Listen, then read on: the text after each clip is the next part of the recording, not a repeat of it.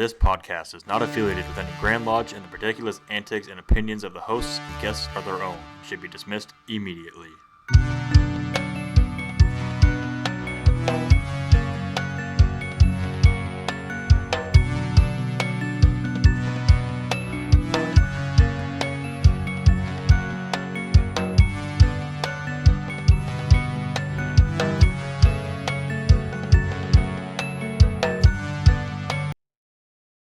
Welcome to another mediocre episode. We haven't even got out of the gate and you determined it's mediocre.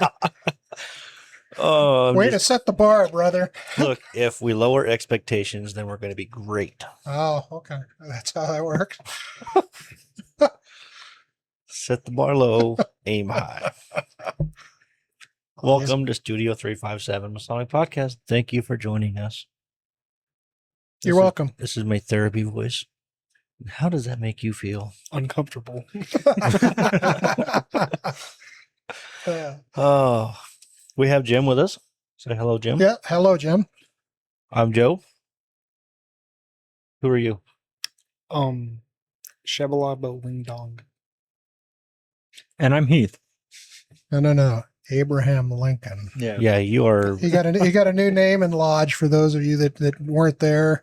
He put on that master's top hat, and we had Abe Lincoln at the last Lodge meeting. Yeah. Not Abe Lincoln. Not like Not Abe Lincoln. not the Robin Hood Men in Tights, like Abe Lincoln. Not Abe Lincoln. It's Abe Lincoln. Mm-hmm. I did it pretty well. Some of the younger Masons won't get that reference, but the cool ones will. Does that mean I'm cool? There's that low bar again. That's fair. That's fair. Totally fair. Okay. I'm going to switch it up this time. Shout out to our Patreon supporters. Ooh. You kind of popped a P there. Whoa. And I will say for once you were right. This is mediocre. yeah. Also, shout out to the Insurance Center, the Corporal Dagan Page Foundation, and of course, Homeward Handyman Services. We can't say enough good things about all of them. They're all great. We do have a new Patreon supporter. Oh, yeah? We do. I don't know if I should call him out. Yeah. You just did. Yeah, but by name. Oh, okay. His name is Brandon. Brandon. And he also sent us the first question for this show. Ooh. So if you've paid attention to our Facebook, we are guestless this episode. Nobody likes us. Along with clueless, shameless. Yeah, a lot of lisses. Okay. But guestless is the most important one right now. Mm-hmm. And good lookless. I don't Is know. that I a think thing? I look pretty good. Who's he Well, talking at least you're to? humble. At least he's humble, right? But the studio looks good. Studio looks fantastic. Oh, yes. I look like a bag of ass. I don't even know. What would that look like? I've never... Well, apparently it looks like him. Oh, okay. Wow. You said it, not me. You can't blame him for that one. Yeah, that apple didn't fall out of the tree at all. So, this show will be comprised of responses on our social media. Ooh, I like it. So, if the show sucks, it's your fault. It's your fault.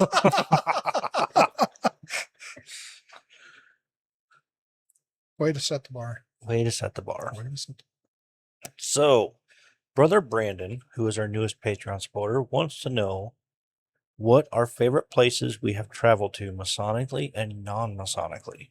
And I'm going to turn my mic down just a bit. Oh, that was my headphones.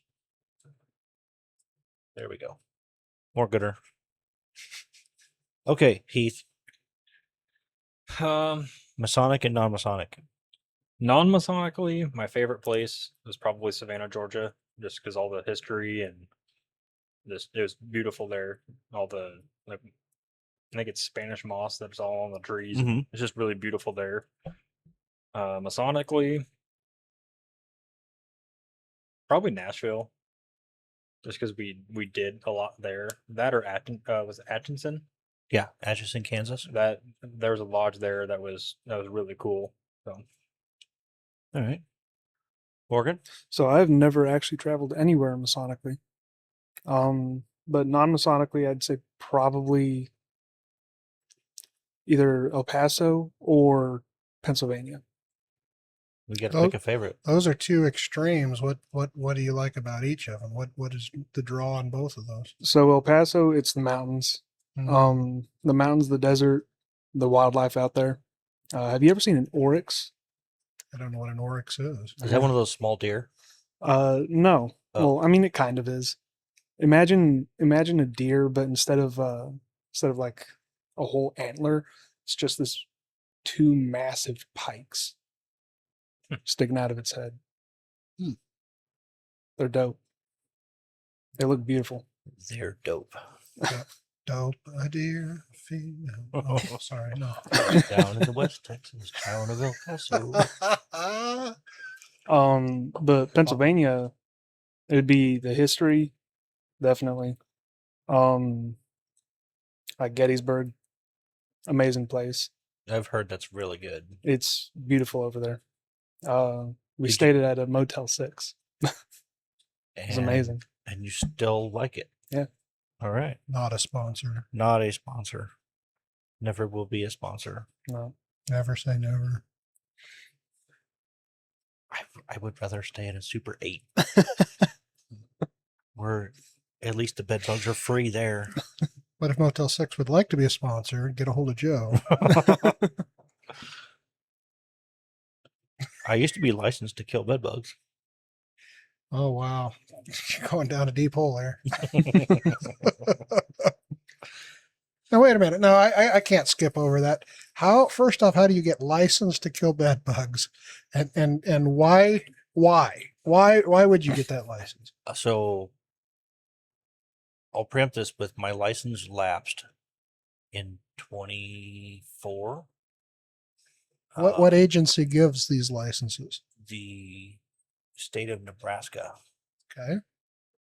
So I had my applicator's license, and I was licensed in turf and ornamental and structural pest control.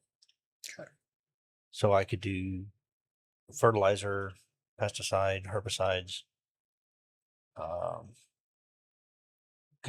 Some of those are controlled access where you have to have a license to buy them. The test basically comprises of you have to know how to figure out the area of an area. So that's the square footage of an area.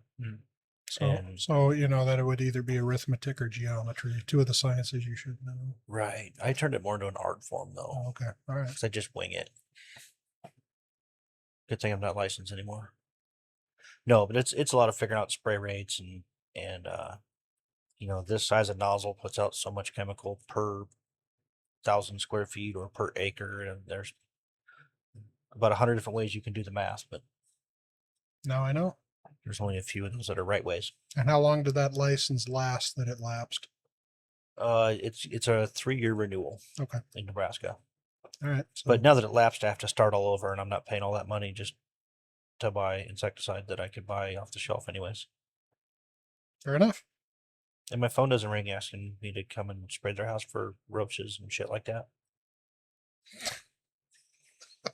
All right. Should we get back on the So- rails? My favorite place that I've traveled Masonically is not really even that much traveling. I think it was when we went to the Prince Hall degree, the Fellowcraft degree yeah, here in Omaha. It was pretty awesome. And non-Masonically, hands down, Nashville, my favorite city in the United States. I would go there again tomorrow. What about you, Jim? Oh, wait a minute. What did you like about Nashville? About Nashville? Everything. It was kind of hot while we were there. I mean, you can't really complain about the weather, but We did, we visited the Grand Lodge of Tennessee while we were down there, Mm. um, which is right at the head of Broadway, which was pretty cool. A lot of people don't understand in country songs when they sing about Broadway, it's the main drag in Nashville, not Broadway in New York. Most of the bars down there are rooftop bars. The one drawback is you're paying $18 for a mixed drink that is about a $3 drink Yeah. On Broadway. on Broadway. Yeah. Yeah, you get off Broadway and things are much more affordable. But the tourist, I mean, it's cool to go into some of the country stars, bars that they own, and like Alan Jackson's is like this little dive bar. It's about the size of this studio, to be honest with you. It was Rich, Big and Rich.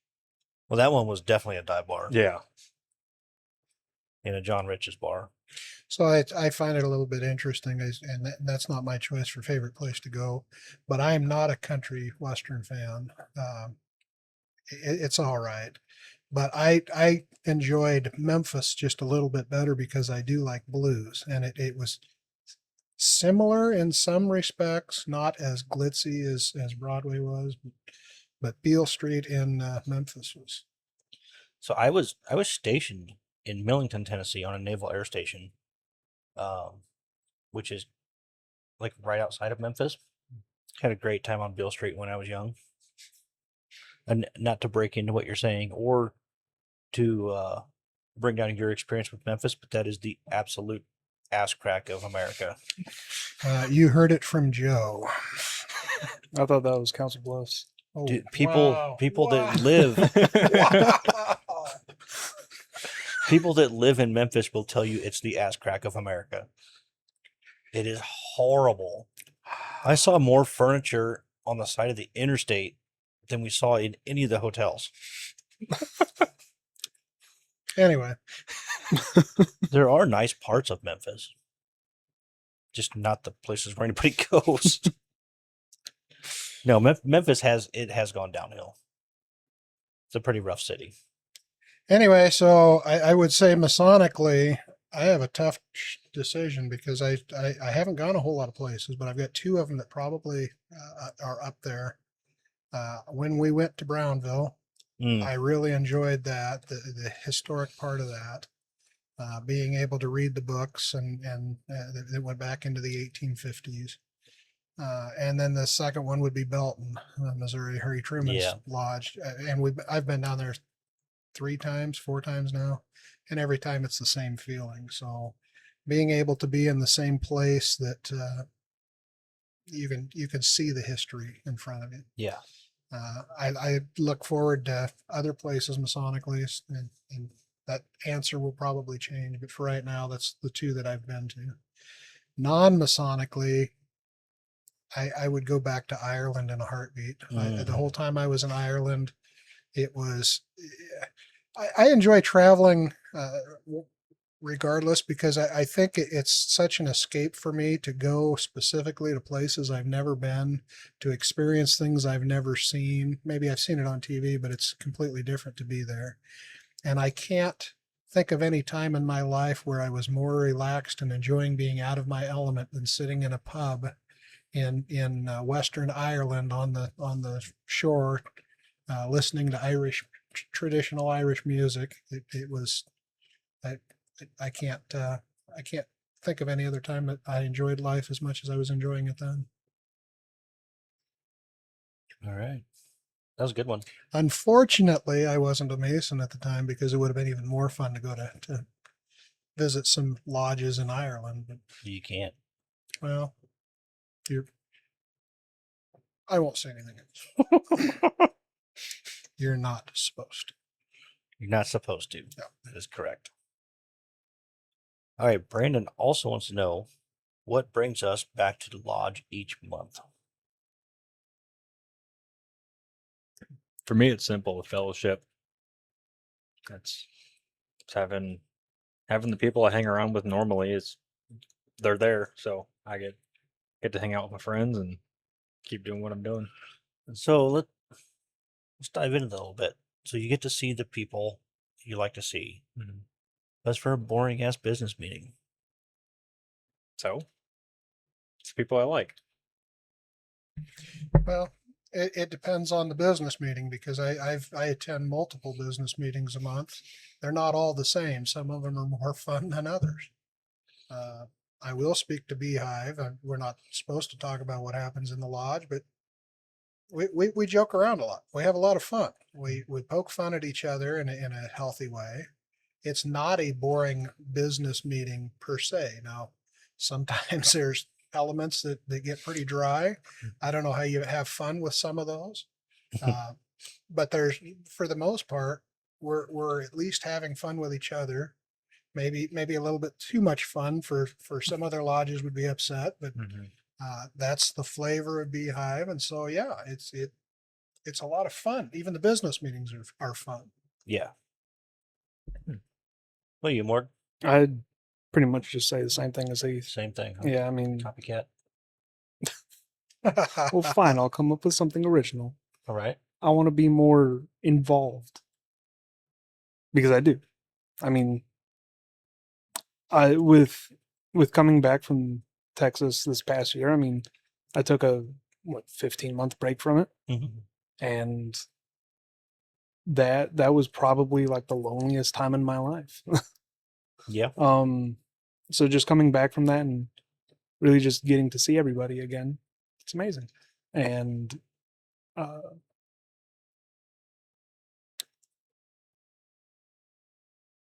come back to me. Okay. Skipping over here, you want me to go? No, I'll go. Huh? Mine is it's the dinners are part of it. The meeting is a meeting. It is what it is. We got to have them. We do tend to have a little more fun at Beehive. We have our own snake. We have our own flavor. It's not a good one, but we have it. And I think that's what I like is when I'm with, like, I can go to another lodge, and I'm with brothers, and it's cool. But when I'm at my lodge, it's my brothers, right? And we all have a very particular understanding of each other. I don't really know how. I'm sure other lodges are like that. I'm sure there's lodges where brothers have no idea what makes each other tick. But in ours, we all seem to get each other. I think that's what I like. It's very comfortable. Yeah, like feels like home. So if let's play that one out a little bit. Let's say we get a new member in that we have no idea how they tick. They don't know how we tick. Does that lessen the experience for you? No, I think it intensifies it because you get to go on that journey of learning who that man is. Like that's the cool part of.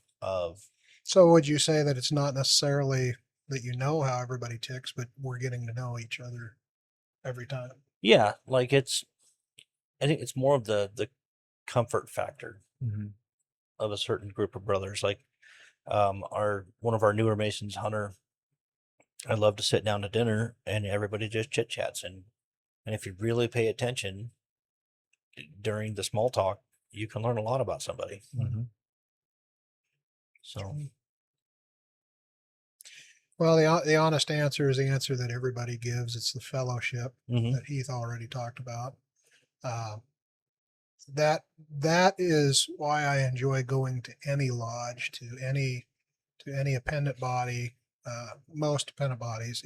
If I can sit around and joke with people and get to know them a little bit better, that's my favorite part. But since it's not an original answer, the second part of that, I think that I enjoy going to lodge the most for is being a part of a team with a common goal. Every time we come into that, we all have different opinions. We all have different ways about going about it, but we are all focused on the same goal, which is improving ourselves and improving the lodge. And there's not many other places that I can think of in life where I get to be a full member of the team.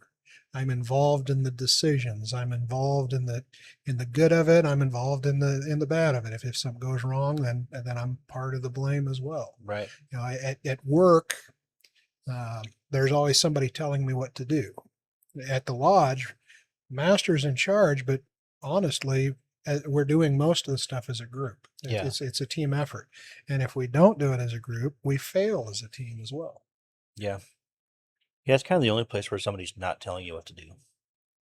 At work, you have a boss. At home, you have a Well, boss. And depending on the situation, the master should be telling us what to do. He's the final authority, but his authority only goes as far as we give it to him. Right. We can give you enough rope that you can hang yourself with it. Yeah. The master drives the boat, but the craft steer it. And it's not a democracy. We had a conversation about that the other day. It's not a democracy. It's not we're all deciding as a lodge what the master wants. He's still it's his word, Mm-hmm. but that's part of the idea is working together as a team and coming to a consensus and making that happen. Yeah. Love it. We're going to come back to him. Yep. I don't want him to get off that easy. So I've been thinking about joining the York Rite. You know that? I mean, all of y'all know that. All y'all. Yeah, all y'all. That's Ewan's. That's not a Nebraska thing, by the way. Very much so. As don't listen to Jim. No. We're not far enough south for y'all. No. No. Okay, so I'm just an outlier. I am too. No. Your guys' generation kind of picked it up because it's just different. I'll leave it there. So I've been thinking about getting more involved with that. But really a lot of it's just wanting to learn. Okay. Just wanting to learn. So why are you wanting to join the York Rite specifically? What's that thought process? Because there are people out there that are looking, there are Masons that are looking for more light in some other form. So what makes you gravitate towards the York Rite? A lot of it is the theology of it. Just, I mean, I'm a Christian, and the York Rite is dominantly Christian, Or at least Knights Templar. You don't have to be a Christian for the other. Yeah. I got you. Fair enough. Well, hang on. Hold this topic for just a second. Because that's not a topic. Oh. Well, that's really not a topic. Whoa.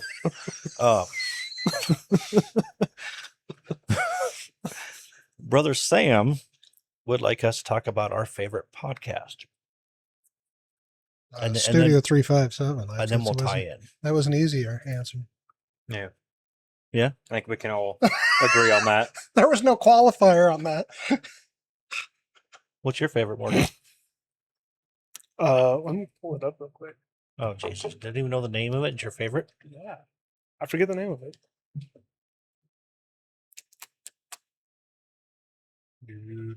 Well, it might be copyright. That might be, yeah, we better not do that. Oh, you don't want me to say it? No, Oh, that noise. The that noise we was making. Oh, okay. But I think you got free range up to 3 seconds, so we better time it. So my favorite, while Morgan's doing the Google machines, is what's the name of it?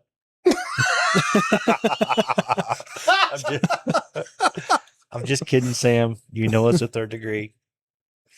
The Rabbit Hole. The Rabbit Hole. So again, you got a qualifier. Are we talking Masonic podcast? Yeah, I was Any thinking podcast? Masonic podcast. Oh, Masonic pod. Oh, Well, you didn't qualify it, so maybe just like traveling, we do one of each. He probably qualified it. I just didn't type it in that way. Okay. Well, might as well mention them both. Yeah. well, Masonically, it's Studio 357. Cheater. I know. Yeah. I don't listen to any other Masonic podcasts. That was weak.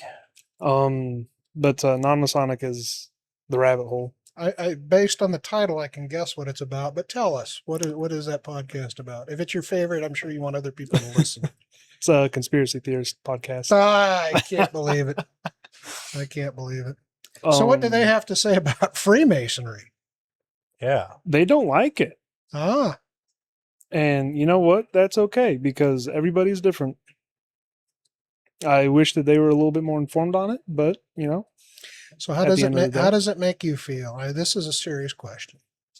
How does it make you feel to listen to that podcast and to hear them talk about that, which you know what they're saying is wrong, How does that color the other conspiracy theories that they talk about?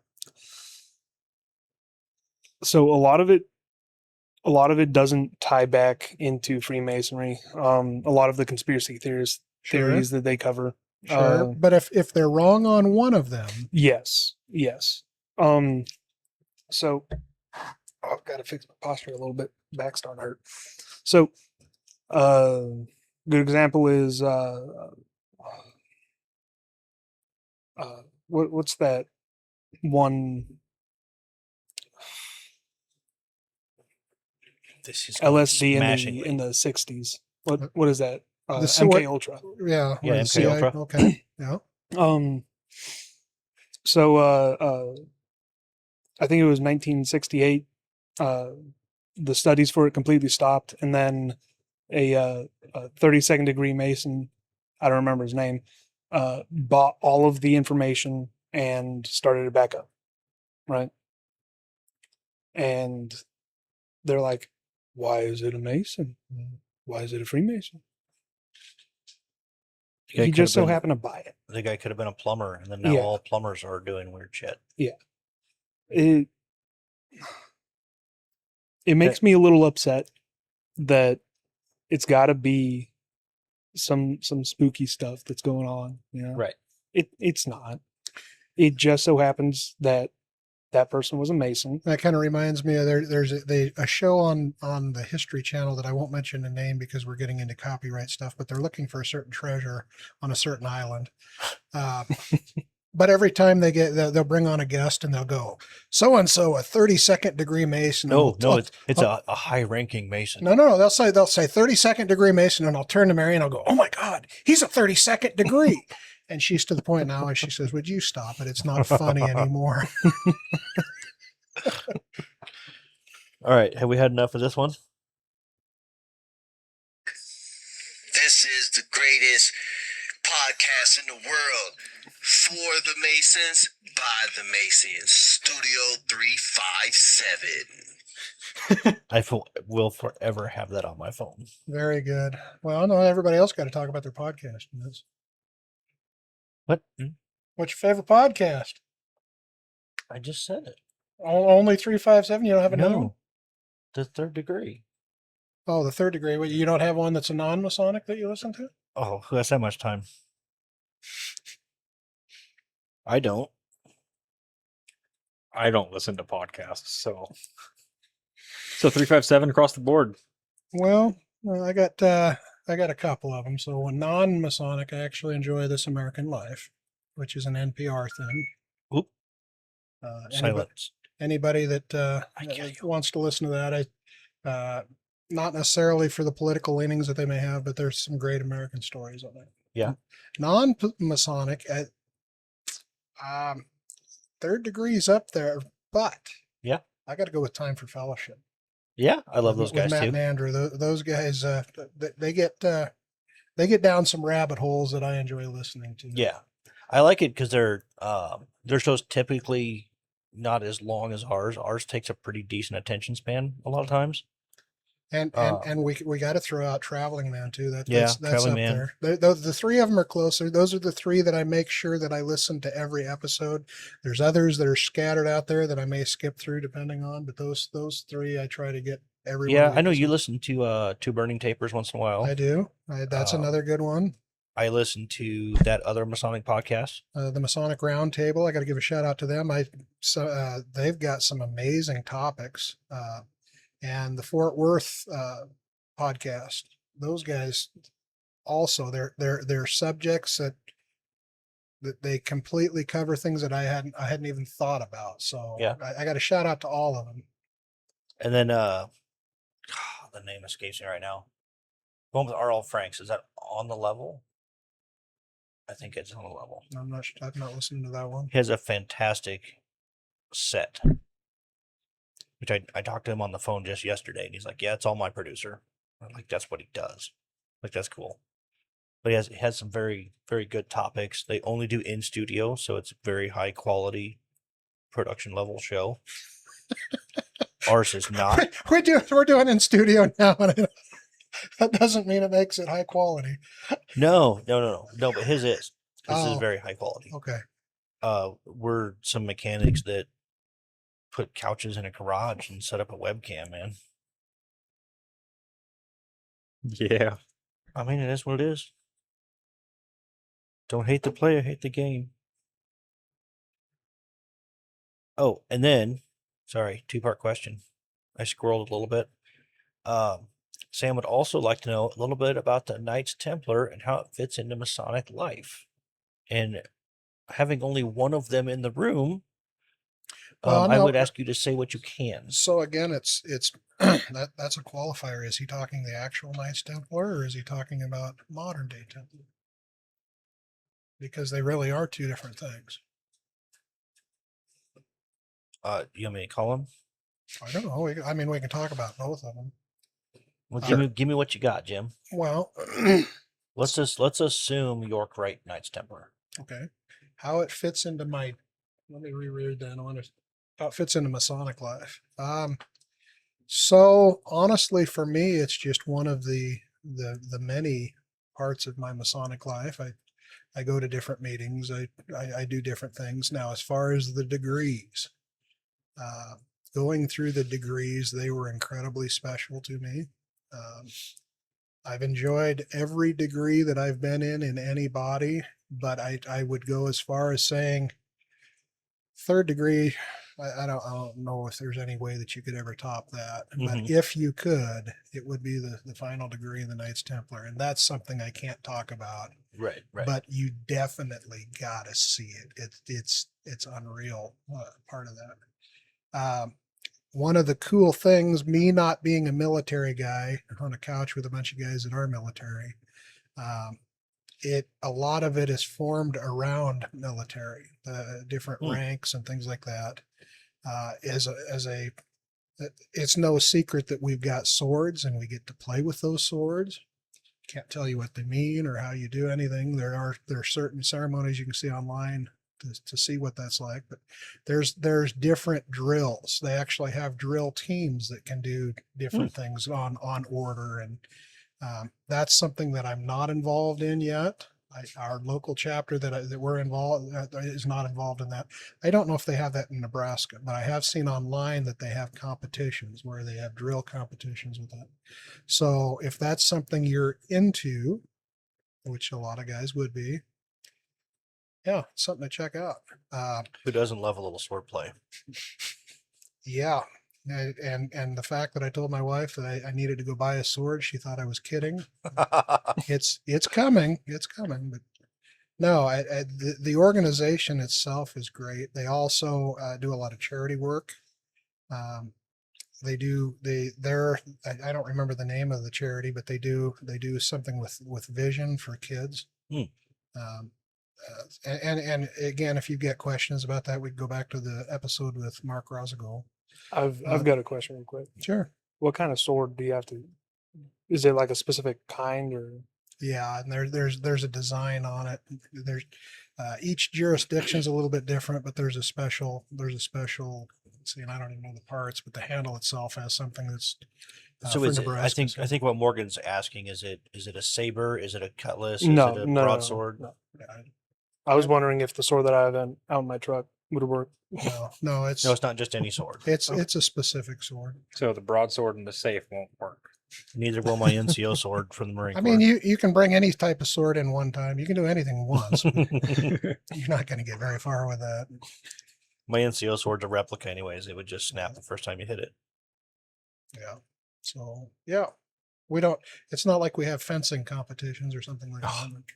Yeah. Do you have Sam's number? Or does he have your number? I doubt it.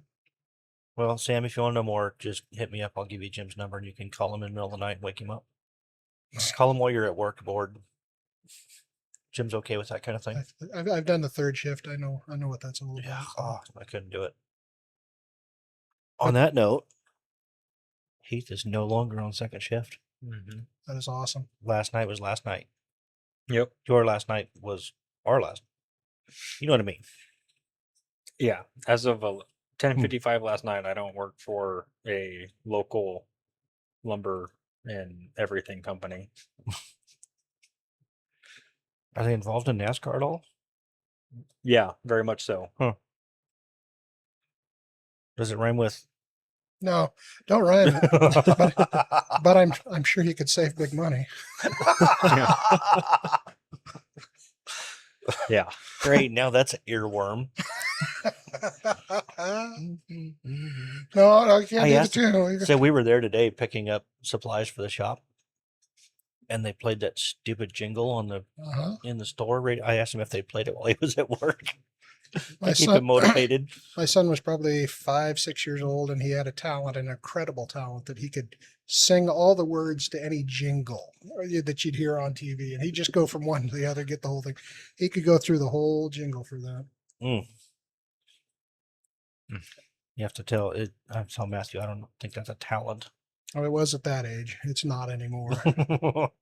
No longer funny. and it wasn't necessarily a valuable talent when he'd do it again and again and again and again.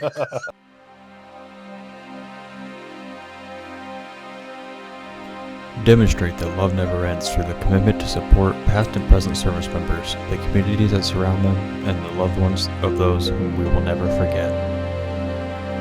Visit deganpage.org for more information.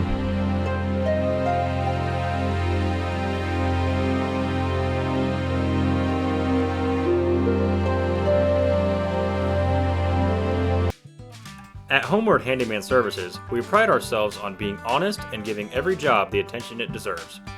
Owned and operated by a master mason with 2 decades of expertise in home repair. We are bonded and insured, and we carry the highest standards when it comes to taking care of your home. Whether you need a faucet changed or a light remodel, we can take care of your home improvement needs. Call Michael at 402-915-0824 today for a free estimate.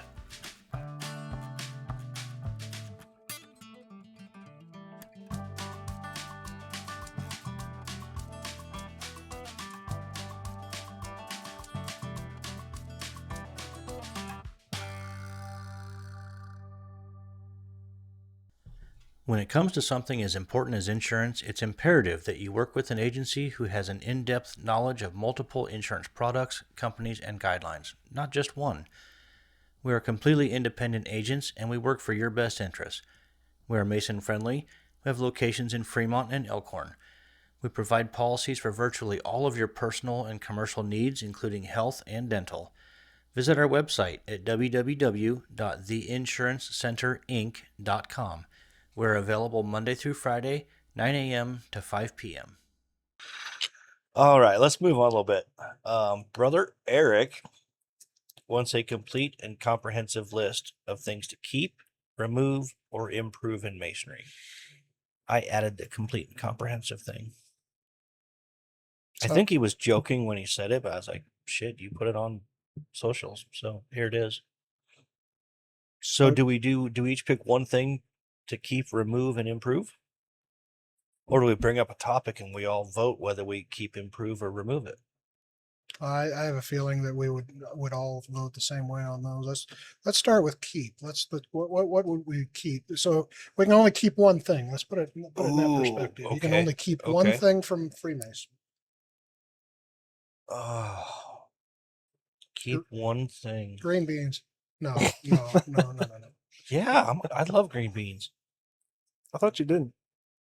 I love green beans. Is that why we don't ever have them at Beehive? Do I look like the kind of guy That is on changes my purpose. fucking mind? Right. You look like the kind of person that doesn't like green beans. I love green beans. What are you saying? Now we need to flush this out. What does a person look like that doesn't like green beans? Has a goatee, a bunch of tattoos. Where's a Studio 357? You just described me. I didn't say that I don't like green beans. No. Does he have a bald head too? Is he a bald head? Yeah. Well, I've got tattoos. You just don't know about them. Oh. No. He's got a tramp stamp. That was supposed to be a secret. It's not to me. No. Is it an arrow? Supposed to keep it a secret. Wow. Okay. All right, we're derailed again. Okay, one thing to keep. One thing to keep in masonry. It's gotta be the feeling of brotherhood. I don't know if this is if it's exclusive to our lodge or just a couple of lodges or But the fellowship before.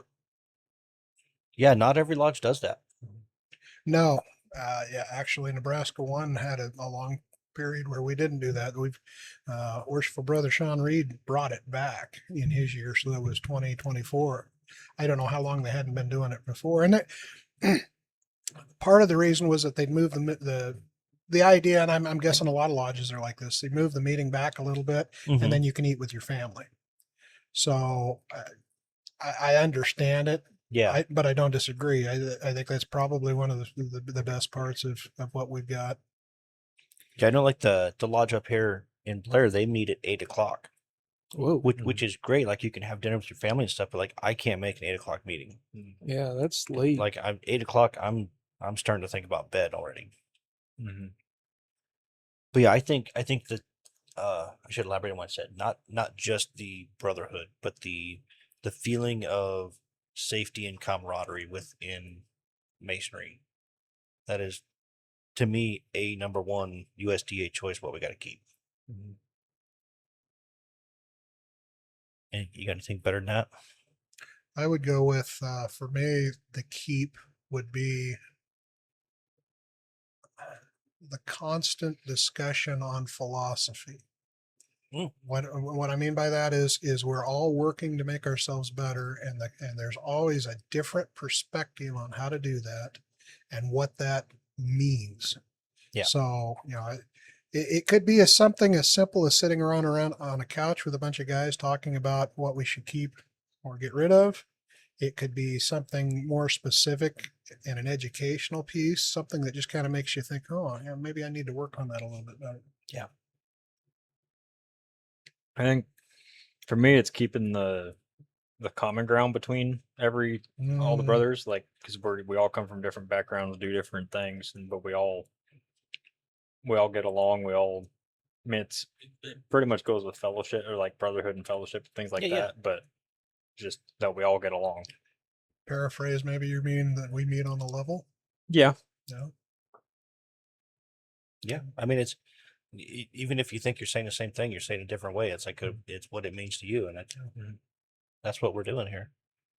The views and opinions of the host and guests are their own and should be dismissed immediately. It's almost like I've heard that a million times. Mm-hmm.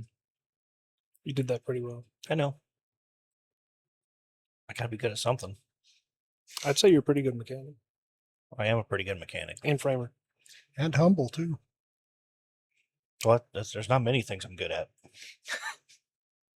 Morgan, what are we keeping in masonry? Oh, you already said the dinner. Yeah. Okay, never mind. I thought we were doing two for a second. No. Okay. All right, what are we removing in masonry? This could get a bit dicey. Yeah. I've got a pretty hot take. Okay. Shit all over it. So, let's say some old timer came in, Mm-hmm. hasn't been to lodge in years, Mm-hmm. like maybe 2 decades, Mhm. right? And that night they're having a petition, Mm-hmm. and he is the only one that blackballs that petition. Mm-hmm. I think that shouldn't be allowed. That is controversial. That is very controversial. Because I understand what you're saying. The guy hasn't been there. Guy has, he spent time away from lodge, which I have been that guy. I spent 6 years away from lodge. But maybe he knows something about that guy that you don't. It's possible. I mean, I've brought a petition to lodge that got blackballed after investigation and stuff, and that's fine. Look, it is what it is. That's the will of the craft. Mhm. I didn't take it personal. The guy didn't take it personal. It is what it is. Jim, you look like you're thinking. Well, it is controversial, and I actually would go the other way. I would not get rid of that, and the reason I say that is the purpose of that is that we are to guard the west gate. We're to make sure that the people that are coming in would be a part of the culture that we want in the lodge, and we want to keep it in the lodge. And this fraternity is supposed to be incredibly selective. I think we've gotten away from that to a certain degree, to our detriment. Yeah. So if now this is a big if, you've got a lodge with a good culture, and you want to protect that culture. If I see something in an individual that doesn't fit with that culture, and keeping that culture, I'm going to put in a black ball, and I would expect that person to not come in. Where it gets dicey is we can't guarantee that somebody is thinking in those terms. And I have never been involved in a black ball vote, but I see there being potential for someone to vote somebody out based on even a protected status. And I'll guarantee historically that's happened. Mhm. Somebody just doesn't like the way you look. So in that case, yeah, I could agree. When one person that's got views that are not not in line with what we should have, yeah, that becomes a problem. I would like to believe that before it got to the vote, the conversation's already been had. And if somebody knows something, if that guy hasn't been coming to lodge, he just showed up at the last minute, there was a reason he showed up. And if it was for that vote, he should have let everybody know, hey, there's this problem with the individual that's in there. Yeah. So I don't know that I agree with getting away from that. I do like the idea that we agree as a group. We all agree that this is a good fit, or it doesn't happen. I don't know that I get rid of it, but that's my personal take. So that particular instance that I was talking about, Mhm. don't know for sure, obviously, because our voting is anonymous. But the one black ball also came on the night that one guy came into lodge that hadn't been to lodge 3 times since I've been a Mason. So almost the exact scenario you're talking about. Did he know the person prior to, or No, okay? it's a little politicky. But the fraternity is better for it in the long run. It's so the situation you're talking about is kind of, to me, relates back to if there's a disagreement within the lodge and the master says, nope, screw you guys, this is the way it is. And that's it. That's the cardinal law, right? So you may not like it, but that's how it is. We're not there to make everybody happy. We're not there to keep everybody happy. We would love it if you are happy, but you can make some people happy some of the time. You can't make all people happy all the time. It's a fact of life. Now, I would say to anyone that is in that situation that does get blackballed, you most definitely don't know why. Right. And honestly, you don't even get the opportunity to ask why, because we don't talk about it. We don't talk about who put it. And we don't talk about why. We don't talk about why. And so if I'm in that situation, I implore you not to give up on Masonry, because quite frankly, if you got blackballed for the wrong reason, you don't want to be a part of that lodge anyway, because those problems go a lot deeper Yeah. than that. You want to find someplace that's a better fit. Should we explain that a little bit? Maybe there's people watching or listening that aren't Masons, or maybe their jurisdiction does a difference. We actually have a ballot box that has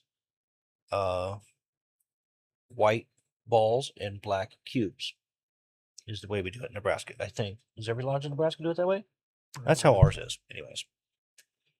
So the term being blackballed actually comes from Masonry. If there's one black ball, when the vote is checked at the end of that, then again, nobody knows who put it in there except the guy that put it in there. But yeah, if you get blackballed, your application cannot be accepted. That's what it is. Well, and not to expand too much further, but it is a secret ballot. You don't know what anybody else is voting, and if there is a situation where that should arise, a second vote is taken to make sure that it wasn't a mistake. So Right.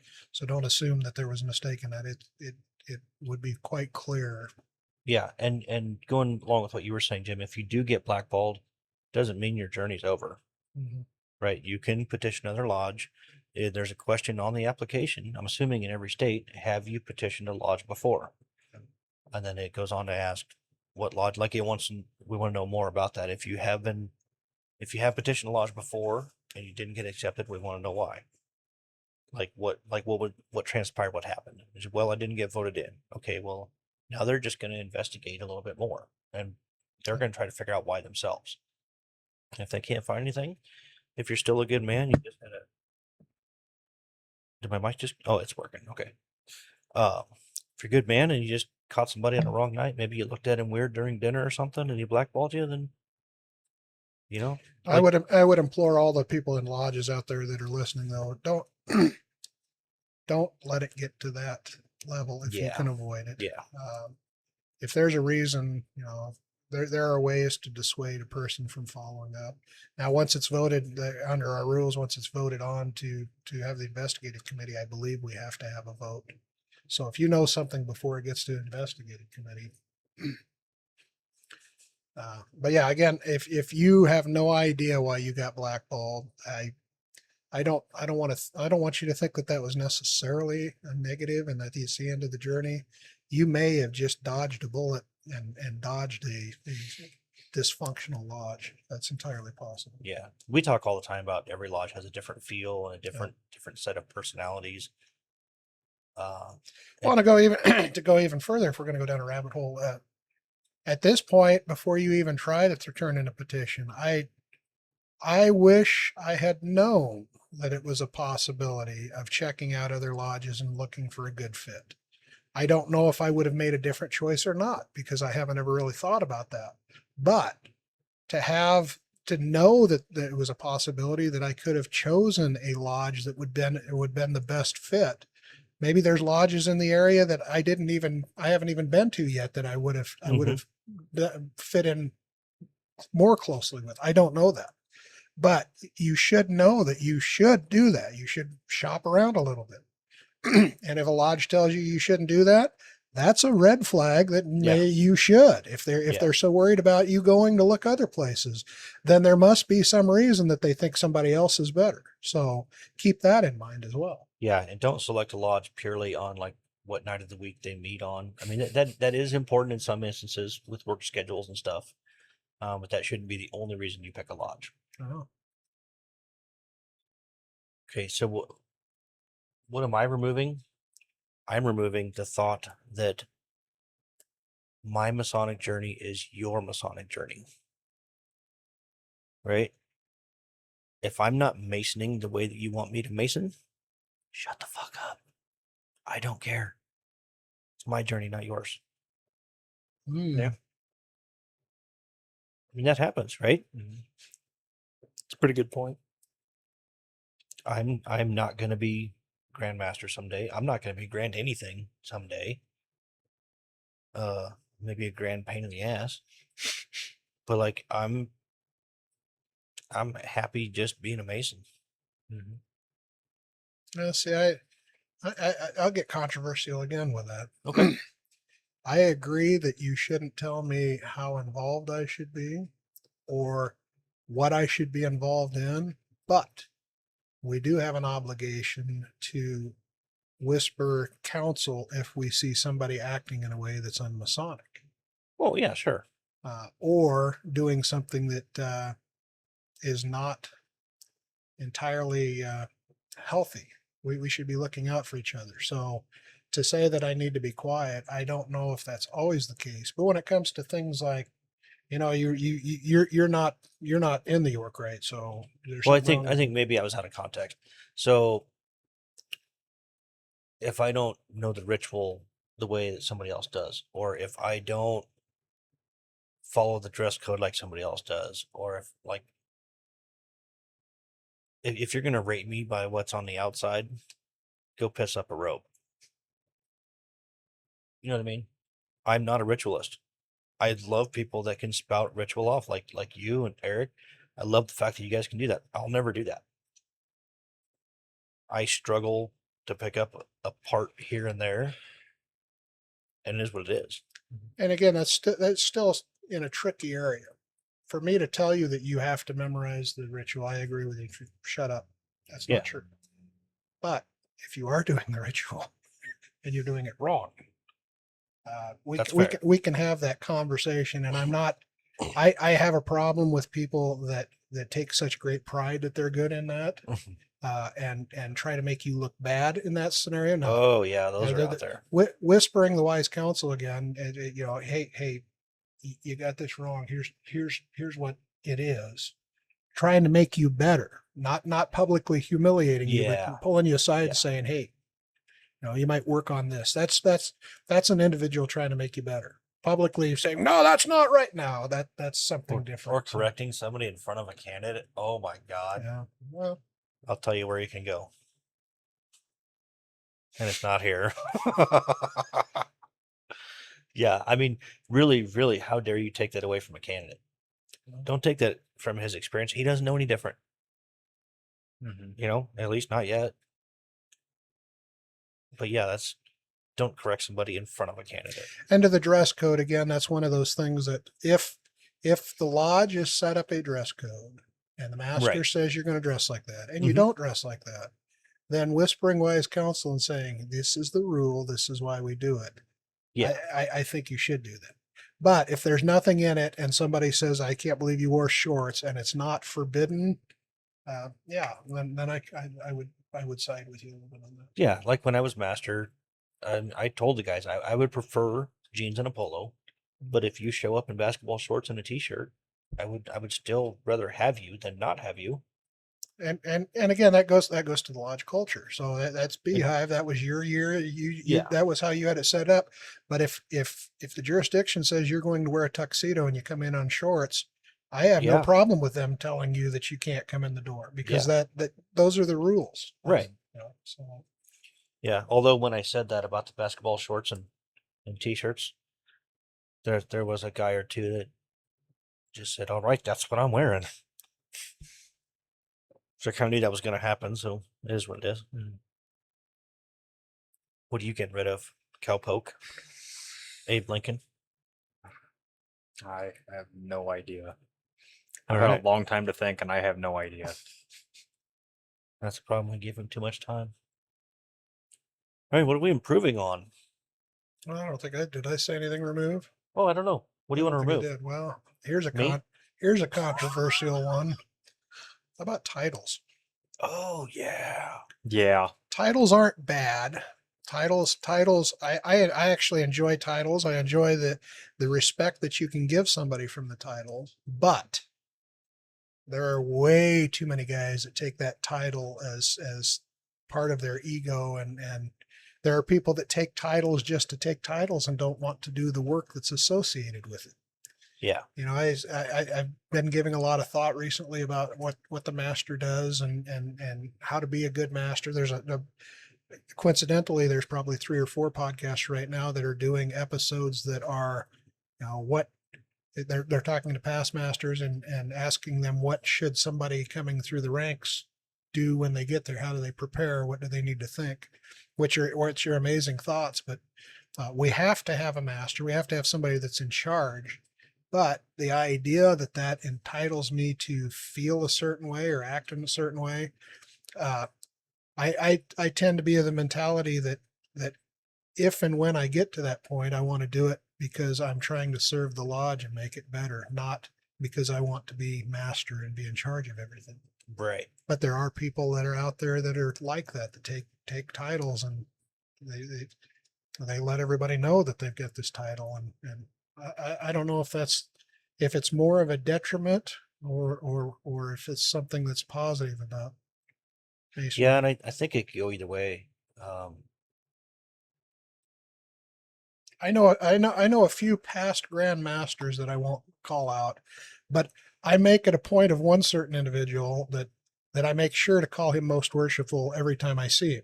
He hasn't been a Grand Master for a few years, and I think it embarrasses him a little bit. And he tells him, "No, that's not my name." That to me is the kind of attitude that I look for in a leader. I give the Yes. respect that is a title that you earned, but Yep. in the same token, that's not who they are, and they know that. Yeah. And they're humbled. They're humble that they're not that one word changes everything. Instead of go do this, it's let's go do this. Lead Yeah. with your men. That's good. But that would be my answer. Titles, I don't know if I would get rid of them, but that's got to be up there on the list. Oh yeah, I'm with you. Titles taken the wrong way, I think. But there's no way that you can prevent it. There's some people that Yeah. I'm right, left, worshipfulness, round the circle, top to bottom, grand poobah. I run out of shit. Sorry. Yeah. So you want to improve anything? I would say improve on like lodges getting together. Yeah. very good I one. don't know what the word I'm looking for is. I had the word in my head and I lost it. But like getting lodges together to do stuff. Like Interacting together. yeah. No. Yeah, see, Nebraska is a little unique because we pretty much only have one district, right? There's districts, but we don't really do anything with them. Okay. I know other states, they have like Right. a lot of districts. A lot, I think Ohio has like 60 or 70,000 Masons. We have 10% of that. Yeah, we have like 8,000. I wish. We're down to like 6,700 Oh. last I knew. Granted, we have a lot less population than other states too. Yeah. Yeah, I like that. That's a really good one. It is. I got nothing. Nothing. Yeah, nothing. No, nothing popping to mind. I had something. I forgot what it was. Well, one thing that I've been thinking a lot, and I'm not going to pontificate a whole lot on it because I'm thinking that I'm going to put some sort of Masonic education or something together at some point. Ooh. But getting people to actually do the work, whatever the work is. Mm-hmm. It's accepted as a statistic that 20% of the people do 80% of the work. Well, that's not right for Masonry. That's not what we're supposed to be. And so I see a lot of people that are getting burned out because that 20% can't do it all. I see instances where there's less than that 20% that are doing it all. And so that 20% is saying, well, screw it, I'm not going to do it either. And I think that is going to be the death of Freemasonry. If it should die, it's going to be that people are not doing the work. It has nothing to do with society or a new generation or anything else. It's ourselves. Yeah. I got what I was going to improve on. And it is actually the selection process. I think it should be more selective. I mean, you look at 6-7 decades ago, if you worked for Budweiser, you were not going to be a Mason. Mm-hmm. If you worked for the government, you weren't going to be a Mason. So are you saying, I just want to understand, are you saying that if you work for Budweiser, you shouldn't be a Mason? No, that's not, I'm just saying they were more selective and the fraternity was better for it. Now, I think an occupation is an occupation. Dave's grandpa was blackballed because he was a tax collector. Mm-hmm. No cap. For real? For real. But and I get that you can have somewhat of a criminal record and still be a Mason, because not all crimes are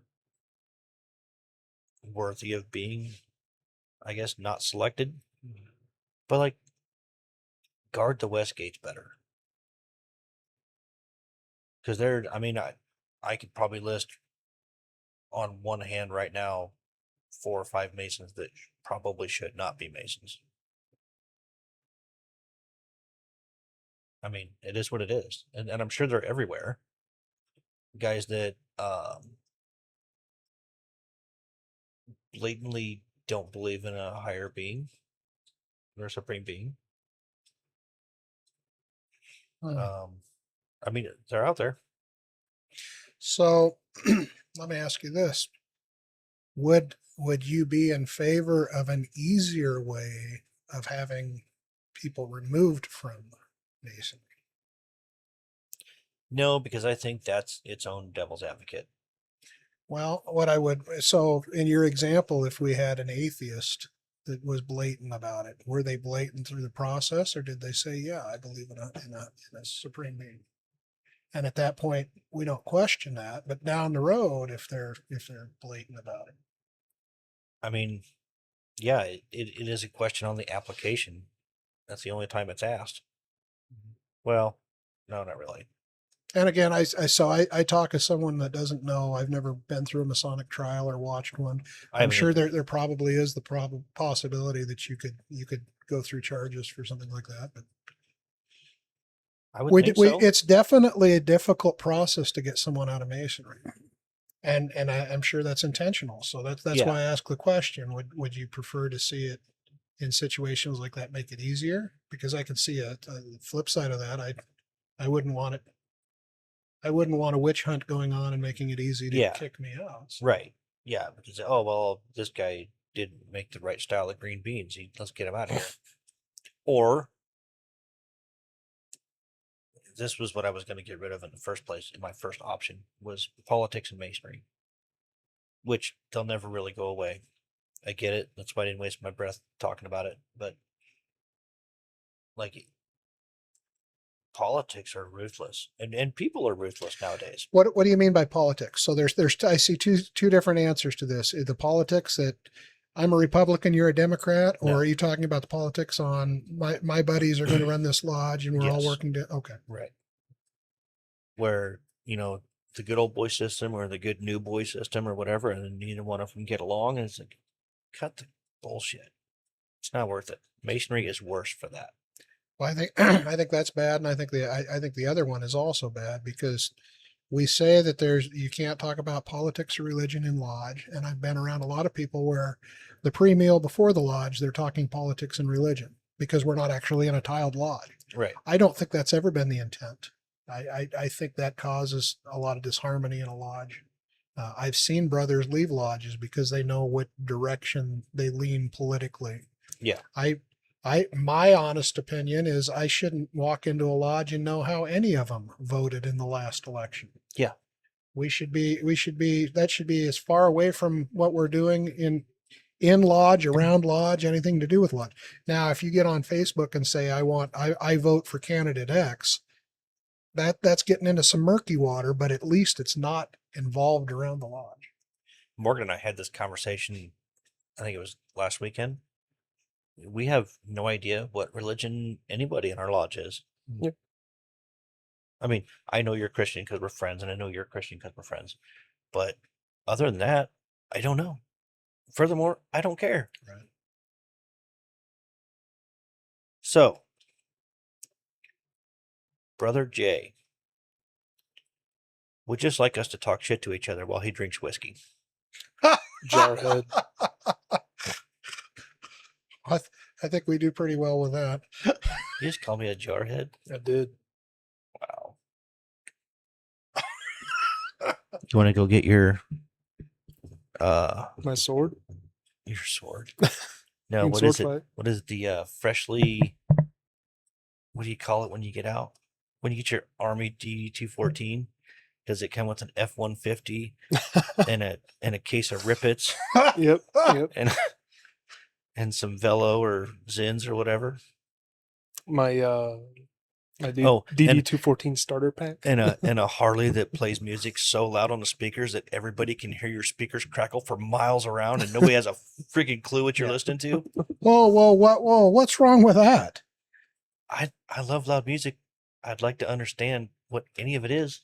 Well, first off, I'm listening to Freebird. All right. If you're going down the road at 65 on a Harley, if you can hear the music, you're doing good. You don't care if it's crackling or not.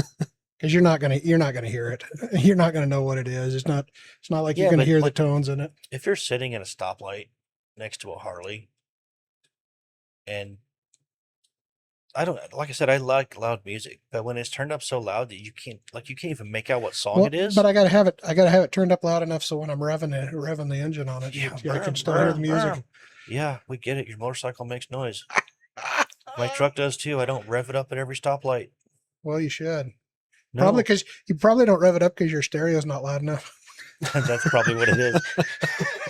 No, I have a regular DD-214, not an Army one. And Heath doesn't even turn his radio up because Say- he has an Air Force Say, DD-214. what did mine come with a cardigan?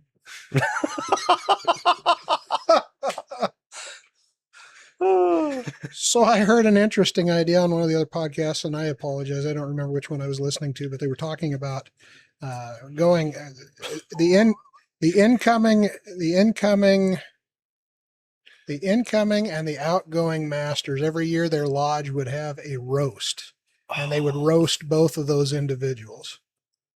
I love it. That's an interesting concept. Now, I'm sure somebody would get some feelings hurt, but maybe that's what we need to do. Maybe we need to have a Studio 357 roast. Maybe we could start kind of like the Friars Club. We could start roasting individuals. Yeah, I get kind of brutal though. We would never get monetized if we did that. Are we ever going to get monetized anyways? Maybe not, but that would solidify I it. have like 6 views on YouTube. I think we put that on the maybe list to think about. Put that on the round to it. We'll put that on the 357 after dark. We could. That sounds weird. Well, maybe we could start. We could do that for a fundraiser for some group. Put that on the what do they say at work. Put that on the whiteboard for later. We'll talk about that later. We can sit out in the shop and smoke cigars and roast each other. Yeah. There's got to be some drinks happening during that though. Yeah. That's when it gets real fun. Lower the inhibitions a little bit. Yeah. Maybe we need to flush that one out a little bit more. Yeah. All right, our last one. Brother Patrick, who's a good friend of the show, one of our original fans, wants to know what some of our best memories from the show are. So we've been doing this. This is what, our 3rd season? No, it's kind of tough. There's some of that I've blocked out. I'm trying to. Yeah, some of it's very traumatic. I was trauma dumped the first 2 years. My personal favorite wasn't actually anything that happened during a recording. It was in between, and that was with Brother Jeremy Martin. He has a phenomenal job that we can't tell the YouTubes about. We can't say it over the air. But when the camera's off, he opens up and he has seen some stuff. He did what's the name of that movie? Lone Survivor? Lone Survivor. Yeah, I think it's Lone Survivor. So if you've seen the movie Lone Survivor, it's about a Navy SEAL that I think all of his team was killed. It's been so long since I've seen it. Basically, the gist of it is there was a C-130 that dropped radios, communication radios, all over this area where there was one SEAL left that was alive. And I don't know if all the radios worked or some of them were broke, or I don't really remember how the thing transpired. But anyways, they found this SEAL by giving him a radio that everybody else had the same radio and the same channel and everything, but he knew what to do to basically give away his location. And Jeremy was involved with that mission while he was in the Air Force. He since is now doing that in the civilian market in places unknown. They're known, but we're not going to say where. But the stories he told in between filming. I mean, my gosh, we started at 6 at night, and I think he left at 2 in the morning. Yeah. Wow. I mean, it was phenomenal. Some of the stories he would tell. Mine's the exact same. Is it? Yeah. Yeah, that's my best memory of the show. That was a very moving night. Mm-hmm. I was like a little kid just sitting there like, oh, what's he going to say next? I'm He's pretty probably- awesome, dude. Was that while I was away? That was before you No. left. I think that was our first season. It was like episode 5. Oh, wow. All right. I was going to say that my favorite's just sitting on the sidelines over in Heath's basement. Yeah, Yeah. in the meat locker. Yeah. Guy's basement was so cold. Yeah. What about you, Jim? Every time we go on location, I think it has Mhm. been a lot of fun. Probably my favorite, though I don't think we got anything good, was the Scottish Rite, the ghost hunt. Yeah. That was one of those things that I was doing something that I'd never done before, with people that I really enjoyed being around. Speaking of Ted and Emily, which we give more shout outs to Ted. I did talk to him this week. He's in good spirits. So, Yeah. but being able to do, that, and when we went to Brownville and when we went down to Belton, to be away and to experience something with people that are passionate about what they do, Mhm. doing things that we've never done or seen before. I think those are my favorite memories of the show. Well said. Yeah. Yep. I'm not going to do an artifact of the week this week because I didn't prepare anything. Well, Joe just had a birthday, so he is the artifact of the week. I mean, Yep. we do have stuff over here that you're older than. Are you serious? That's hilarious. You're welcome. I'm going to kick your ass. If you can get your foot up that high. I bet I could kick you in the chin if I wanted to. An asshole. Okay. Shout outs. I think collectively we all give a shout out to Brother Ted Mm-hmm. and Sister Emily. Yeah. Yeah. I think we've talked about it the last 2 or 3 shows, but due to a vein disease, Brother Ted, worshipful Brother Ted. Not to be confused with a vanity. Right, not vanity. He's not vain. He's not vain. He has bad veins. There we go. He has lost his second leg. Yeah, he did, and I affectionately referred to him as Lieutenant Dan when I saw him. So Hell yes. I wasn't the first. So. No, he has a great sense of humor. Yeah. He's a great human being. Look, I even tried to in here so I build your strength because masonry needs more men like him. Yes. So on that note, it's been great catching up. I think we're going to try to hit another one right after this. We're just going to sit and BS so that when we're all on vacation sometime, we can just release a surprise episode. Mm-hmm. So the 6 of you watching on YouTube, keep looking for that. Send us an email, studio357podcast@gmail.com. Find us on our website, www.studio357masonicpodcast.com. Search us on Facebook, Instagram, TikToks. I think that's it. I think so. Yeah. Yeah. If you send us a message on Facebook or emails, it goes directly to Heath and myself. Mm-hmm. And who knows, maybe your questions could be answered on a future episode. Yes, we love feedback. We love questions. We want to know what you want to know. Did I say that right? Did that come out?